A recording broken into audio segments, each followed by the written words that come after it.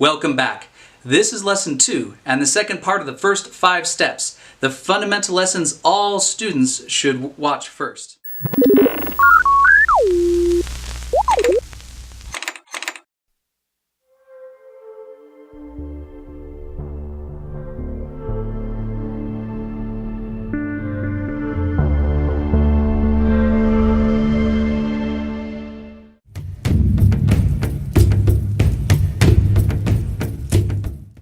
Now, let's start off talking about the parts of the combat saber. Because our lessons will reference specific sections of your weapon, it is a good idea to get to know the common terms and descriptions of the lightsaber. Hilt. The often metallic handle of the saber is its hilt. It is to be held with gloves and fastened tightly to a blade. Blade. The translucent polycarbonate segment of the saber, apart from its hilt, is its blade. It is to be illuminated during a duel. It is often detachable and must be fastened tightly to the hilt. Blade tip. At the end of the blade, furthest from the hilt, is its tip. Tips are typically rounded, hemispherical, pointed, conical, or flat. For the purposes of dueling, rounded or hemispherical points tend to be the safest. Blades with damaged tips should not be used in saber dueling. Last third. If the blade is divided into 3 equal parts, the last third is the section of the blade that is farthest from the hilt, just before the blade's tip. Middle third. If the blade is divided into 3 equal parts, the middle third is the section between the first and the last. Closest third. If the blade is divided into 3 equal parts, the closest third is the section in contact with the hilt and is nearest the wielder's hands. Balance point. When you have balanced your entire saber horizontally on the edge of your hand, you found its balancing point. For most combat sabers, this point is on the blade a few fingers above the hilt and roughly 1/3 of the total length of the saber. Emitter. The mouth of the hilt, or the part of the saber where the hilt meets the base of the blade, is called the emitter. LED. The light that illuminates the saber's blade is most often one or more LEDs, light-emitting diodes. These are typically found within the hilt, usually just below the emitter. Retention screw. Near the emitter of most combat saber hilts, 1 or more retention screws may be found. These fasten the blade within the hilt and must be tightened properly to avoid injury or damage to property. Neck. The section of the hilt just below the emitter and retention screws is sometimes referred to as the neck and is usually where the right hand grips the hilt. Activation switch. Most combat sabers feature a protruding activation switch button on their hilt that arms, ignites, or activates the electronics within. Some also double as menu inputs to allow for the selection of various features. In a duel, care should be taken to avoid pressing against these buttons, and a wielder should adjust their grip on their hilts accordingly. Pummel. The base of the hilt opposite the emitter is known as the pummel. Pummels are not to be used against opponents. If detachable, duelists must ensure that their pummels are fastened properly before a duel or spar. Kill switch. Like activation switches, kill switches often protrude from the hilts and should be removed prior to a match.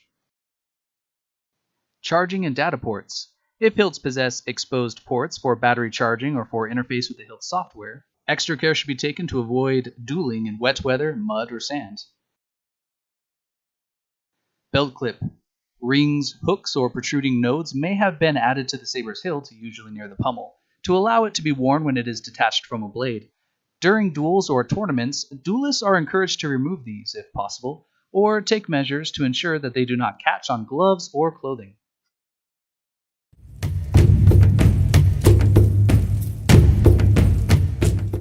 In this next section, we'll talk about showing proper respect for the symbol. Now, as fans of the combat saber, we're probably also fans of pop culture and modern mythology and things like that. But when you learn sword fighting techniques, you automatically become a student of history and also a caretaker of history. And we step for a brief moment into the shoes of our noble ancestors. Now, those ancestors would often look at the sword as a status symbol or as a symbol of honor or even the spirit or integrity of its wielder. Therefore, it's important that we recognize these as symbols of those ancient swords. Following in this tradition of treating the sword as a symbol of many things, including cultural heritage, with respect, and not as a mere tool of war, all students of combat saber dueling are therefore encouraged to keep their sabers in a place of honor when not in use. They should be kept clean and well maintained. If you purchase your saber, it is recommended that you look into advice its manufacturer may have published about how to best care for and maintain your saber. Clean scuffs from the blade regularly. Clean and polish the hilt from time to time. Keep the batteries charged, especially before a partner drill or match. As blades and electronics wear, purchase replacements as needed.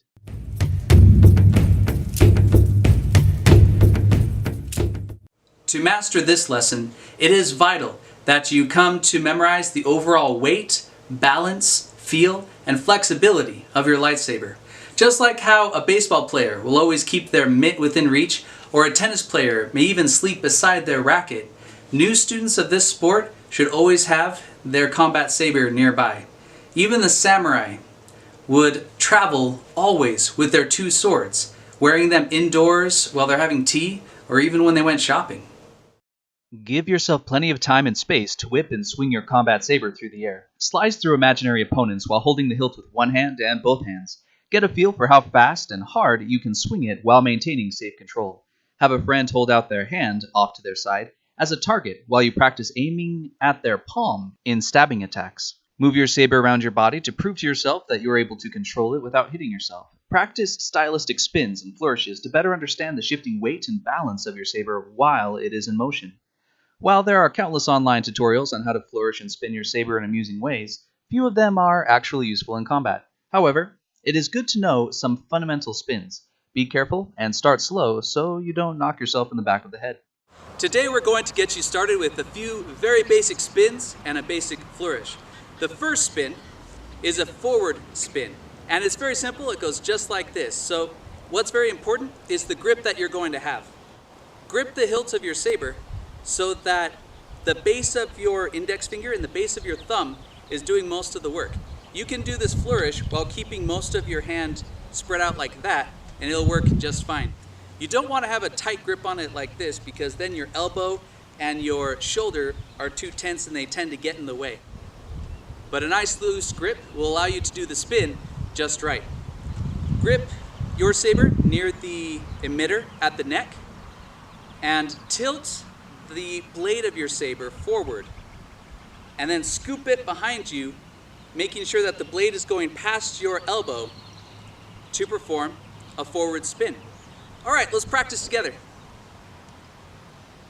Start off with your palm facing forward, your lightsaber off to your right side, and then tilt it forward. You'll notice that I'm scooping the pommel of my saber in a little circle just inside my arm. All right, together. Forward, down, up. Forward, down, up. Forward, down, up. You want to keep your elbow close to your body. You don't want it to be scooping out way out there. So let's do it fast this time. Let's do 3 good ones and go. Spin, spin, spin. And now let's see how many forward spins you can do without stopping. On your mark, get set, go. Very simple. As you get more comfortable, you can go faster. You don't want to start off going too fast because you might accidentally hit yourself in the head. Let's move on to the backward spin. Backward spin, exact same thing, but in reverse. Again, grip it with the base of your index finger and the base of your thumb, and tilt the blade back. Tilt the blade back like that. Again, you're spinning the hilt of your saber, the pommel of your saber in just a little circle. And when you're going back, you're going to start off pointing it off at the side, and then as you get more comfortable, you can have more dramatic spins of it pointing almost exactly vertical and exactly straight down. All right, so let's practice it nice and slow. And go back, past your shoulder, and up. Back, and up. Back, and up. And now 3 times faster, and go. 1, 2, 3.